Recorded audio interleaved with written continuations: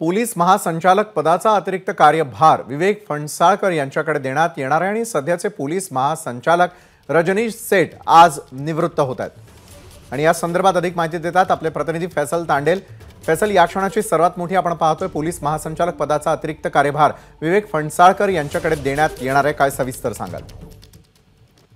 जर पाहिलं तर या रजनीश सेठ जे होते पोलीस महासंचालक महाराष्ट्र यांचं रिटायरमेंट 31 डिसेंबर झालेलं आणि नियमाप्रमाणे 29 तारखेला जे आहे त्यांचं परेड सुद्धा करण्यात आलेली होती। बोईवाडा पोलीस ग्राउंड मध्ये सर्व वरिष्ठ अधिकारी उपस्थित होते आणि त्यांच्यामध्ये त्यांना एक गुड बाय जे आहे खात्यातून करण्यात आला। आणि नेमकं आता जर पाहिलं तर हा कार्यभार रिक्त होता, म्हणून आता विवेक फणसाळकर जे मुंबई पोलीस कमिशनर आहेत त्यांना हा अतिरिक्त चार्ज देण्यात आलेला आणि आजपासून जे आहे विवेक फणसाळकर हे महाराष्ट्र डीजीचा अतिरिक्त चार्ज पाहतील।